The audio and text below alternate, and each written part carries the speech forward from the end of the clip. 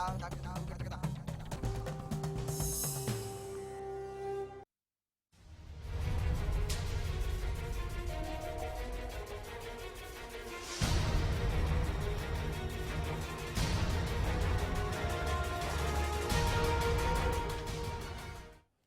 आप देख रहे हैं विशेष आपके साथ। मैं हूं भुवन शर्मा।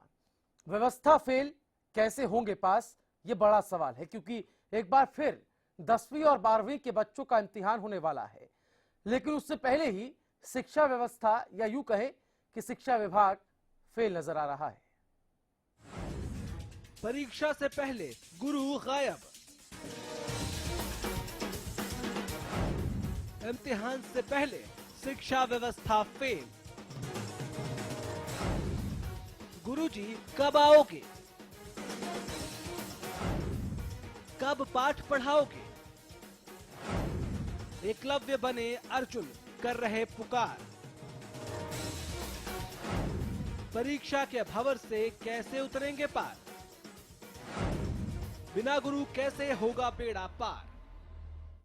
तो बिन गुरु कैसे होगा बेड़ा पार, इसी सवाल के साथ विशेष में आज हम बात करेंगे और सूरत हाल जानेंगे फरीदाबाद का।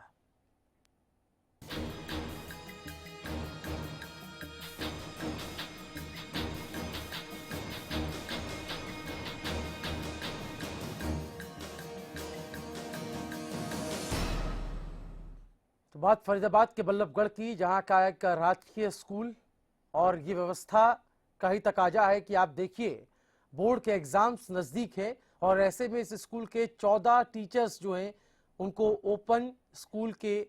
ओपन परीक्षाओं के पेपर्स को चेक करने में उनकी ड्यूटी लगाई गई है। और जिन स्कूलों में उनकी ड्यूटी है, जिन स्कूलों में उनको शिक्षा देने की जिम्मेदारी दी गई है, वहां पर वो शिक्षा पूरी नहीं दे पा रहे हैं। जो वहां के बच्चे हैं 10वीं और 12वीं के, जिनकी बोर्ड की परीक्षाएं इस बार होनी है, उनको डर है कि कहीं उनके नतीजे खराब ना आ जाएं, क्योंकि अभी भी उनका जो पूरा सिलेबस है वो सिलेबस अभी तक पूरा नहीं हुआ है। इन टीचर्स के बाहर जाने से उन्हें खासी दिक्कतों का सामना करना पड़ रहा है। आखिर इसके लिए जिम्मेदार कौन है और क्यों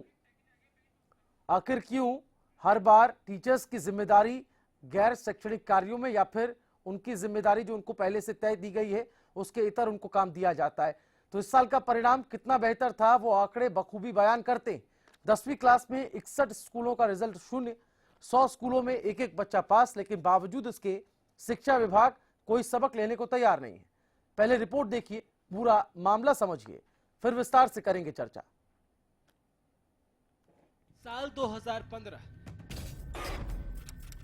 10वीं का रिजल्ट 41.28%, 12वीं का रिजल्ट 53.96%, 8 साल का सबसे खराब रिजल्ट। 61 स्कूलों का रिजल्ट 0, 100 स्कूलों में सिर्फ एक एक बच्चा पास। पर क्या लिया सबक?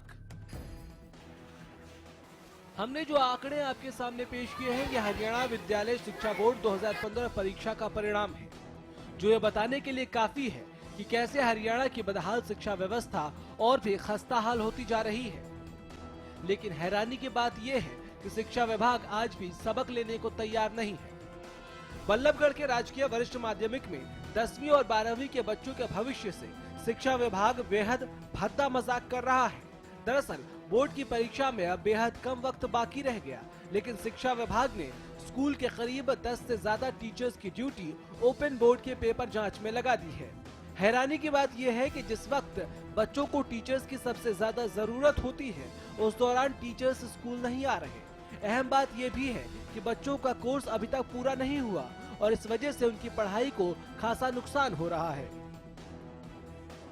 जब हरियाणा न्यूज ने इस बाबत स्कूल प्रिंसिपल से बात की तो उन्होंने बच्चों की पढ़ाई के नुकसान की बात को कैमरे के सामने माना।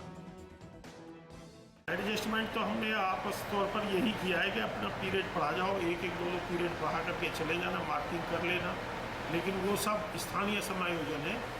एक्चुअल में तो 2 फिजिक्स के हैं, दोनों के दोनों को लगा दिया, बायोलॉजी का एक है उसको एक का एक लगा दिया, हिस्ट्री के इन्होंने 3 लगाए हैं, इंग्लिश के 3 लगाए हैं, तो जिसमें हमारी अकाउंटेंसी के 3 लगा दिए, जिसमें हमारी पढ़ाई को बाधित होगी। इसमें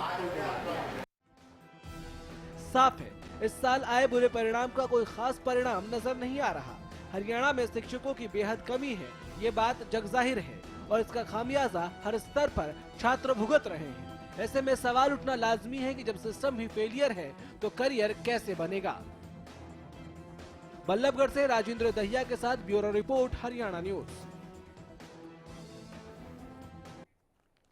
तो सवाल उठेगा कि बिन गुरु कैसे बेड़ा पार होगा और अधर में लटकी हुई शिक्षा व्यवस्था कैसे पूरी हो पाएगी। बच्चों का भविष्य जो कि अधर में लटक गया है, उन्हीं टीचर्स की वजह से, जिन टीचर्स की जिम्मेदारी इन स्कूलों में उन बच्चों को शिक्षा देने की लगाई गई थी, उसी व्यवस्था ने इन टीचर्स को किसी और काम में लगा दिया।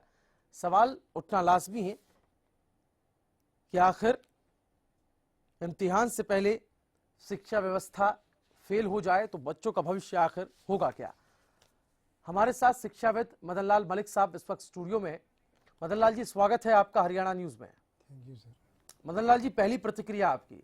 आप चूंकि खुद एक शिक्षाविद हैं और प्रशासनिक शिक्षा व्यवस्था के प्रशासनिक अंग आप रह चुके हैं, ऐसे में आप कैसे देखते हैं अगर इस तरह की कोई खबर सामने आती है कि बोर्ड के इम्तिहान का माहौल हो और ऐसे में जो टीचर्स जिनकी जिम्मेदारी सिलेबस को पूरा करने की है, उन टीचर्स की जिम्मेदारी किसी और काम में लगा दी जाए। जहाँ तक सवाल है रिजल्ट्स का, इसके कई फैक्टर हैं। एक तो पूरा सिलेबस नहीं कराया जाता बच्चों को, दूसरी बात ये है कि स्टाफ की बहुत कमी रहती है जी। और जब तक टीचर्स को दूसरे काम सौंपे जाएंगे तो टीचर को क्लास में जाने का तो टाइम ही नहीं मिलता। आज के टाइम में इतना डाक का, इतनी आंकड़े भेजने पड़ते हैं, कभी इसको आधार कार्ड से लिंक करना है, कभी किसी के ग्रांट आनी है, तो सारा समय टीचर्स का उसमें लग जाता है।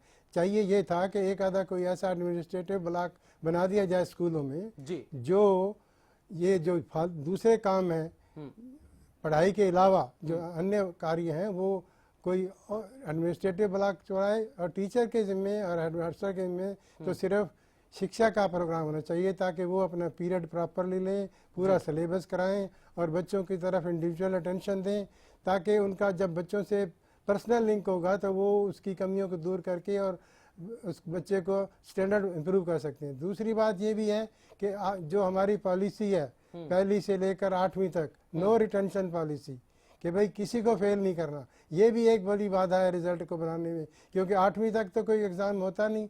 बच्चे का जो है इतना मतलब शिक्षा इतना मतलब उसको समझ नहीं आती पूरे सिलेबस की और वो पिछड़ जाता है और पिछड़ जाने के कारण ही वो फिर कभी ट्यूशन का सहारा लेता है, कभी ड्रॉप आउट हो जाता है। तो चाहिए ये कि भाई टीचर्स को सिर्फ टीचर पढ़ाई का ही काम दिया जाए और उनको प्रेरित किया जाए कि एक्स्ट्रा क्लास लें। जब मैं सन 1961 में बहादुरगढ़ में मैं साइंस मास्टर था तो हम एक्स्ट्रा क्लास लिया करते थे सुबह गवर्नमेंट हायर सेकेंडरी। लेकिन यहाँ तो मदन लाल जी उल्टा हो रहा है, यहाँ तो एक्स्ट्रा क्लास क्या, यहाँ पे जो क्लासेस लगनी भी चाहिए थी वो भी नहीं लगती शेड्यूल के मुताबिक, वो भी नहीं लग रही है।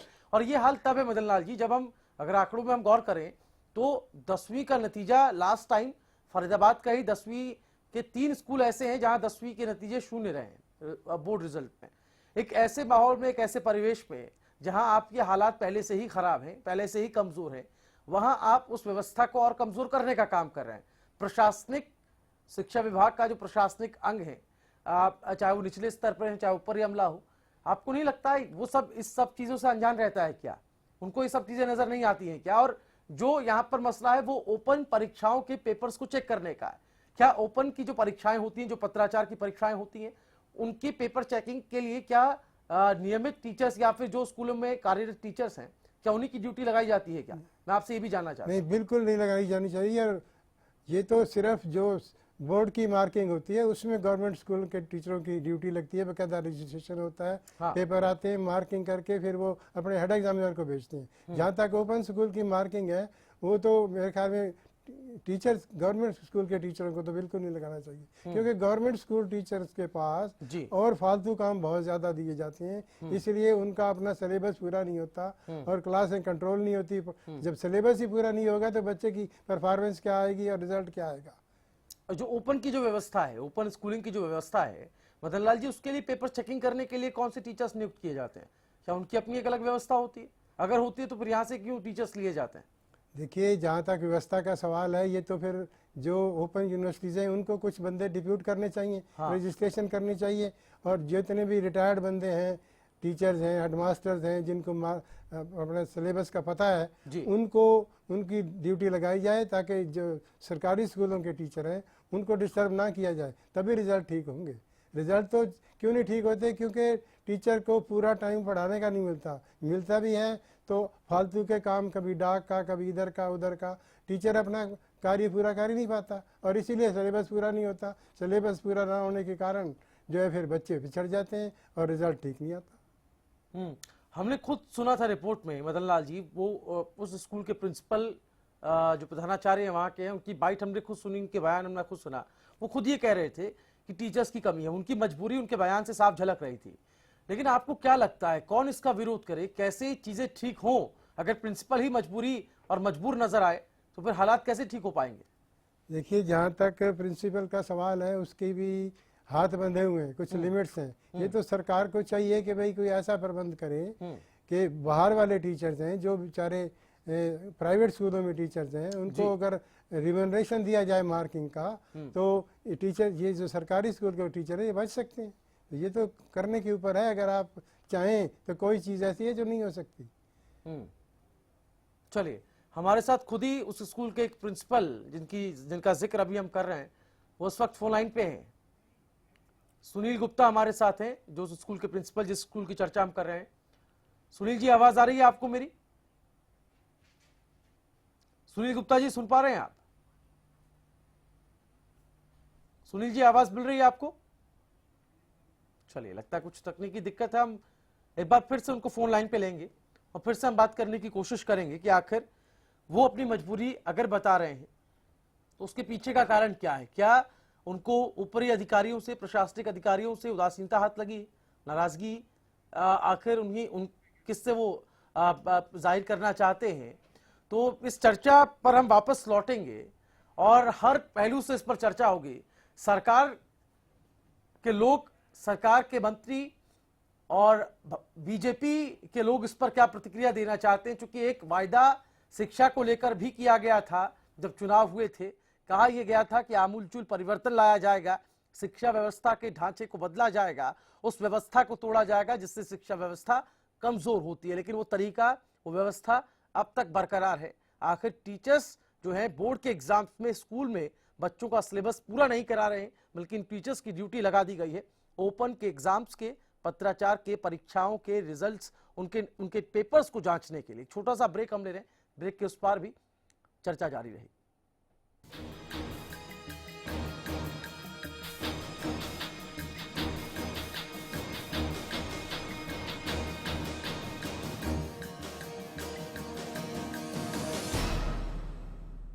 चल, मैं निकल रहा हूँ। ओके। और ये तेरे लिए। ये किस खुशी में? एक तो आज तेरा मैच है और अरोरा अंकल के घर में भी तो। बाय। आपकी जरूरतों को वही समझते हैं जिनके लिए स्पेशल हैं आप, जैसे dish TV only for you. 9905 9905 पर आज ही कॉल करें और पाएं ऑफर्स जो है खास आपके लिए, क्योंकि स्पेशल हैं आप। गुलमोहर सिटी NH65 पर स्थित कैथल की सबसे सुंदर टाउनशिप अब आपके लिए लेकर आए हैं फ्री होल्ड प्लॉट्स, विलास और independent floors. Gulmohar city boundary walls और एक्सक्लूसिव गेटेड सिक्योरिटी से सुसज्जित, जिसमें है sports club, club house, lush green park और भी बहुत कुछ। तो बेहतर लाइफस्टाइल के लिए Gulmohar city, the city of joy in Kaithal. सरकारी नौकरी मिलती नहीं या आप लेते नहीं, बेरोजगार रहने के दो कारण हैं। या तो आप कोशिश नहीं कर रहे या आपकी दिशा गलत है। सरकारी नौकरी कैसे पाई जा सकती है, देखिए हमारा खास कार्यक्रम कैसे पाएं सरकारी नौकरी, हर रोज दोपहर 2:30 बजे।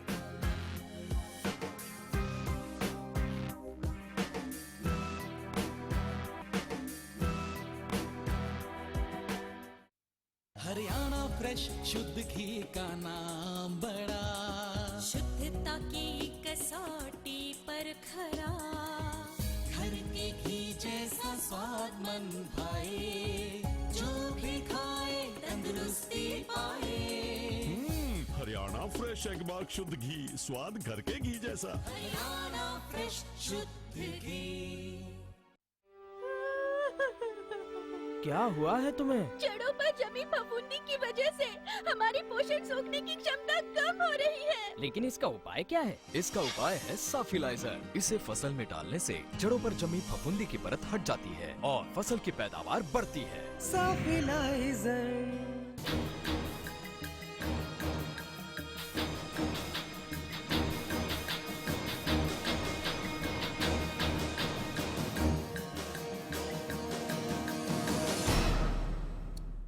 ब्रेक के बाद विशेष में आपका एक बार फिर स्वागत है। विशेष में आज हम बात कर रहे हैं फरीदाबाद के बल्लभगढ़ की। जी हाँ, ये शहर इसलिए एक बार फिर चर्चा में है क्योंकि यहाँ पे एक स्कूल है, राजकीय स्कूल, गवर्नमेंट स्कूल, जहाँ के 14 टीचर्स को जो है वो ओपन स्कूल के पेपर्स को चेक करने में उनकी ड्यूटी लगा दी गई है। ऐसे वक्त में, ऐसे माहौल में जब बोर्ड परीक्षाएं बिल्कुल नज़दीक हैं, वहाँ के बच्चे परेशान हैं क्योंकि उनका सिलेबस पूरा नहीं हुआ। उन्हें डर है कि उनके नतीजों में जो है नतीजे खराब ना हो जाए।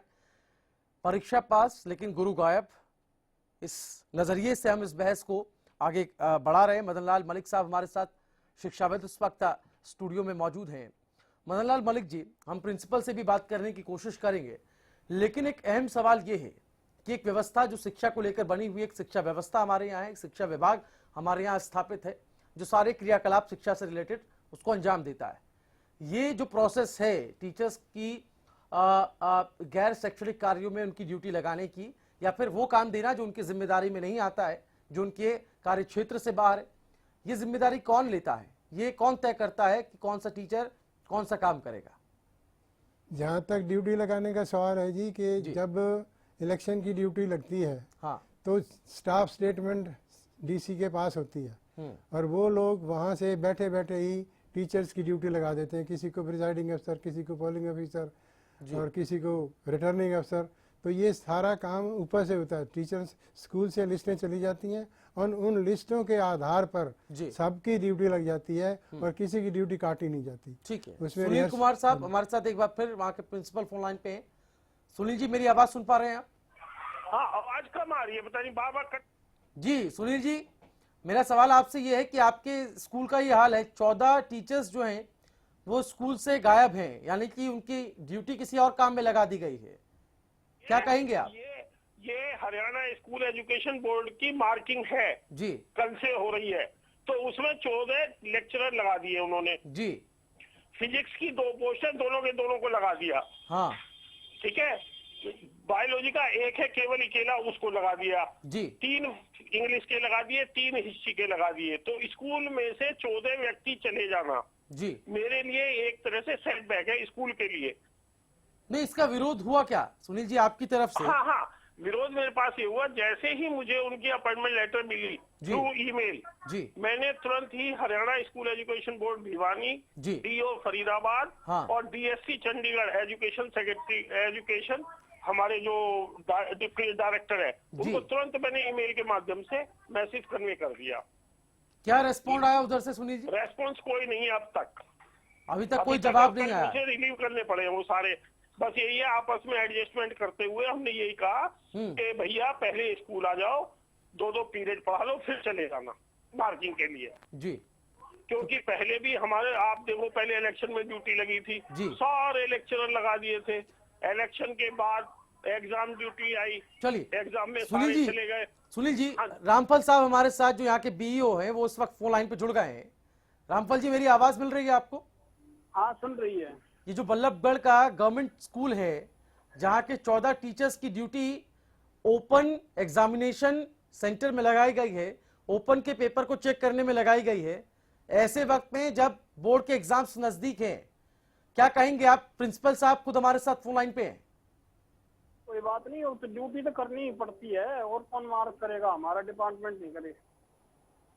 क्या कहना चाहते हैं सर आप कि आपका डिपार्टमेंट नहीं देखता है? नहीं, ऐसा है कि education department teachers exam conduct भी करवाते हैं, बोर्ड कोई अलग नहीं है हमारे से। ये भी एक एजुकेशन डिपार्टमेंट का ही पार्ट है जो इवेल्यूशन करता है। नहीं, आप इसको गलत मानते हैं क्या? नहीं, बोर्ड के पास इतनी स्टाफ रिक्रूटमेंट नहीं करता ना, उनके पास स्पेशलिस्ट होते हैं, वे फिर बैठे रहेंगे पेपर मार्क करने के लिए, क्योंकि पेपर मार्क वही कर सकते हैं जो क्लासेस पढ़ाते हैं। नहीं रामफल जी, आपकी बात आप जो रख रहे हैं, आप जो बात कह रहे हैं वो बात हो रही है, वो दिख रहा है, वो चीजें स्पष्ट हैं, इसलिए मैं उस पर नहीं आ रहा हूं। मैं आपसे ये पूछना चाहता हूं, चूंकि आप प्रशासनिक अंग हैं, प्रशासनिक पहलू में आपसे जानना चाहता हूं, आपके संज्ञान में क्या ये मामला है कि इस स्कूल में अभी भी जो 10वीं और 12वीं की परीक्षाएं होने वाली है बोर्ड की, उसको लेकर सिलेबस पूरा नहीं हुआ है? अगर वो टीचर वहां ना रहकर बाहर रहेंगे तो सिलेबस कैसे पूरा होगा, ये कौन पूछेगा? अब ये रिपीट करो मुझे ज्यादा। रामफल साहब, आवाज आ रही है आपको?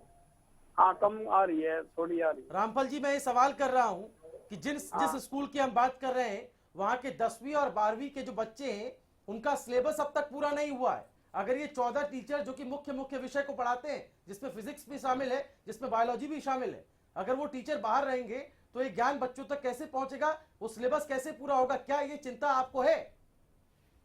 या आप स्कूल टाइम में मार्क करेंगे पेपर? नहीं, क्या ये चिंता आपको है, वो सिलेबस कैसे पूरा होगा?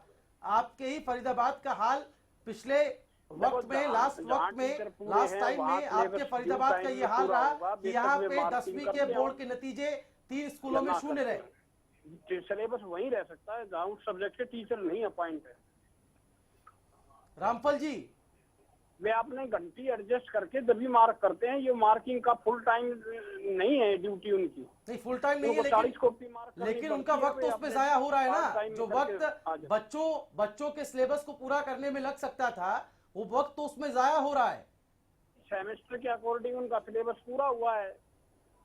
सिलेबस पूरा नहीं हुआ ना सर, जमीन पर सिलेबस पूरा नहीं हुआ। हमारे साथ खुद उस स्कूल के प्रिंसिपल हैं, मैं चाहूंगा आप दोनों ही बातचीत करें। सुनील जी, आप आवाज सुन पा रहे हैं मेरी? हाँ जी, सुन रहा हूँ जी। क्या कहेंगे आप बीओ साहब को? इस वक्त फोन लाइन पे हमने उनको ले लिया है।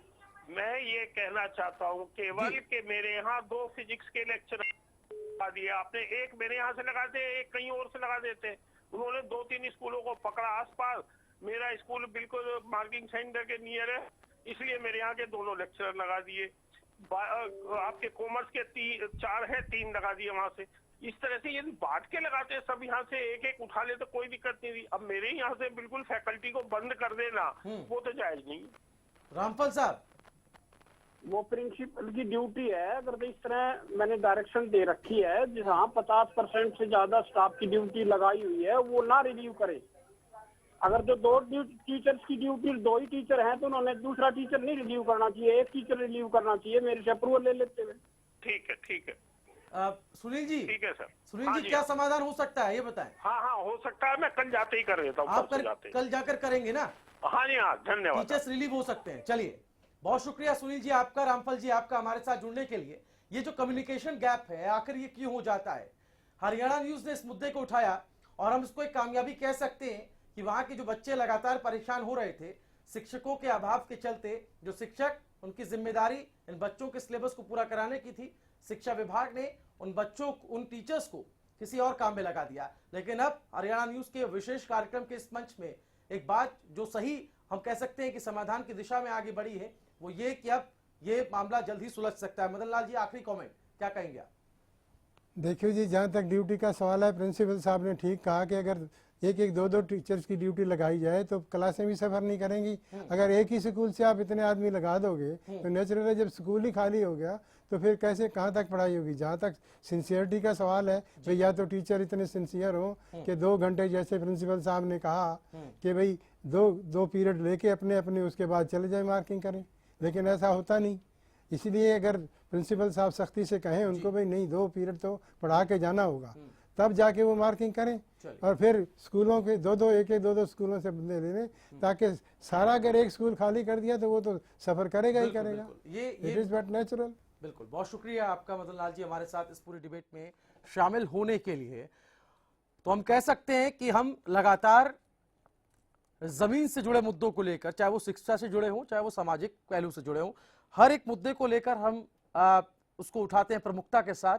और विशेष में भी आज हमने बल्लभगढ़ के इस स्कूल के मुद्दे को उठाया था, जिसमें तमाम जो टीचर्स हैं जो बोर्ड की परीक्षाओं में जिनका योगदान है सिलेबस को पूरा कराने को लेकर, उनका अभाव वहां पर है और उसको खुद यहां पर बीईओ ने माना और ये कहा कि मैं इसका समाधान करूंगा। प्रिंसिपल कल ही उनके पास जा करके इसका समाधान करने वाले हैं, यानी कि जो टीचर्स जिनकी ड्यूटी किसी और काम में लगाई गई थी वापस वो स्कूल में आके बच्चों के सिलेबस को पूरा कराएंगे। हम ये कह सकते हैं कि उपलब्धि हमारे लिए भी और वहां के बच्चों के लिए भी। फिलहाल विशेष में इतना है, लेकिन हरियाणा न्यूज पर खबरों का सिलसिला लगातार जारी है। नमस्कार।